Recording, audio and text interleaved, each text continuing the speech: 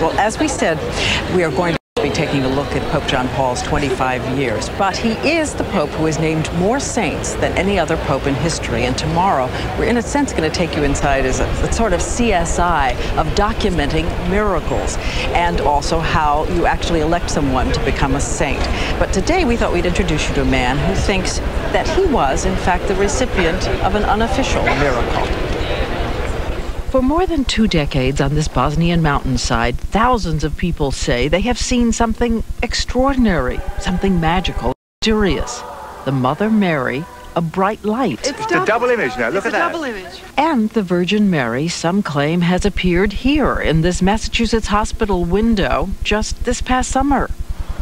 And just steps away from the Pacific Ocean in Ventura, California, in this little art gallery, people are also seeing something healing, claiming that they've truly been touched by an angel. And I place my hands on these 2 bottom angels like this, and I said to myself, if there's anything out there, I really need some help. I saw angels flying from out of the painting.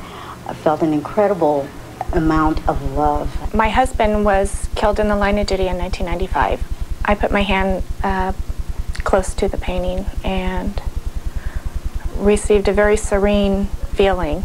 I yanked my hand away, I cried, and somewhere in that feeling it did radiate that he was okay and I was going to be okay and my newly born son was going to be okay.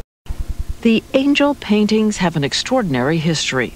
It was 1985. Andy Lakey, who had never painted, was down and out, had overdosed after freebasing cocaine.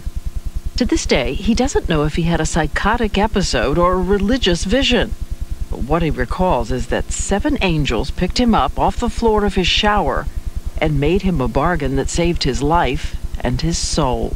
It was almost imprinted in my mind, these 7 angels twirling around my feet and spinning towards my chest. And I prayed to God if he'd let me live, that I would never do drugs again and I would save the world. Angels would tell him he must paint angels, and lots of them, even though he had never picked up a paintbrush. They were going to guide me, and I would learn how to paint. So he did what he was told, and it soon became his passion and success. His deep strokes and very thick paint were to be touched and not just seen. Soon, stories of mystery and faith, healing and hope were heard. It's not me doing it. It's another force. It's God. It's the light. It's something that came through me. I certainly cannot take credit for any of it. The textured ridges would help even more after singer Ray Charles touched them too. And Ray Charles spent almost 2 hours exploring that painting with me. It was almost like he was feeling light. It was like he was getting an energy, a charge. Lakey's paintings would be so vivid to the blind. Over the years, the paintings would have such an impact. This medical researcher in Michigan is studying their effects. He asked 40 patients to sleep with these mini paintings under their pillow. Several patients have stated that they're not experiencing nightmares like they normally do. And they say they've improved in other areas. Diabetes, arthritis, many different medical conditions. It's interesting that people have these stories that when you touch the art, these healings happen, these feelings happen, these things happen. To me, it's just a painting on wood. So, was it a drug-induced hallucination or a spiritual visit that inspired Lakey and his paintings? The mystery endures.